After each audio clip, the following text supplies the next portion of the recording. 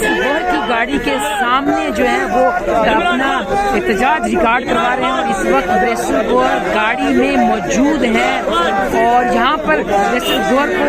جو P T I کے ناراض کارکنان ہیں ان کی جانب سے بھی بڑی مشکلات کا سامنا کرنا پڑا، ان کی جانب سے احتجاج بھی کیا گیا اور اس وقت عمران خان کے حق میں یہاں پر نعرے لگائے جا رہے ہیں۔ یہ اس وقت براہ راست مناظر ہیں سپریم کورٹ کے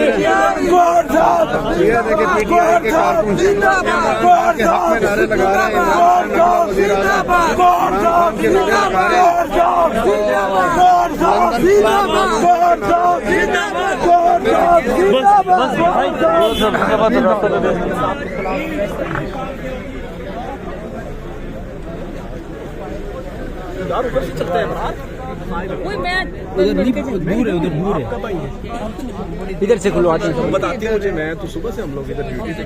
6 گھنٹے ہو گئے سر یہ بتائیے گا بلے کے نشان کو لے کے اتنی کنٹروورسی کیوں کریٹ کی جا رہی ہے؟ کوئی کنٹروورسی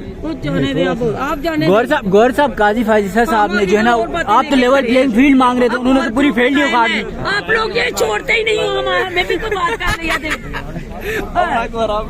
جی اس وقت بیرسٹر گوہر گاڑی میں موجود ہیں اور کافی دیر سے وہ یہاں پر ان کی گاڑی رکی ہوئی ہے۔ پہلے تو جب وہ سپریم کورٹ سے باہر آئے تو جو پی ٹی آئی کے ناراض کارکنان ہیں ان کی جانب سے ان کو کافی مشکلات کا سامنا کرنا پڑا۔ کل بھی یہاں پر اس طرح کے مناظر دیکھنے میں ملے، جو پی ٹی آئی کے ناراض کارکنان ہیں ان کی جانب سے اپنا احتجاج ریکارڈ کروایا گیا اور اس کے بعد پھر جو پی ٹی آئی کے حامی کارکنان ہیں جو اس وقت پی ٹی آئی کے فیصلوں کے ساتھ کھڑے ہیں ان کی جانب سے جو ہے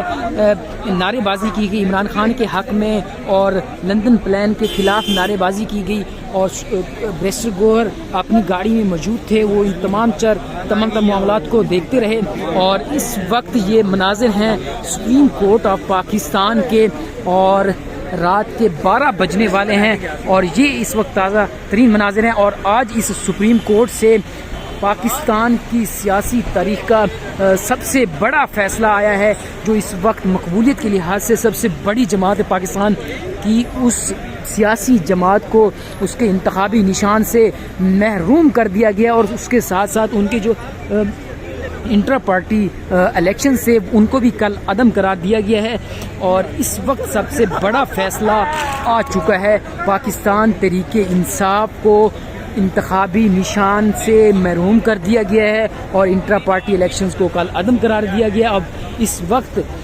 پاکستان تحریک انصاف کے پاس سوائے آزاد حیثیت سے الیکشن لڑنے کے اور کوئی اس وقت آپشن موجود نہیں ہے پاکستان تحریک انصاف کے پاس۔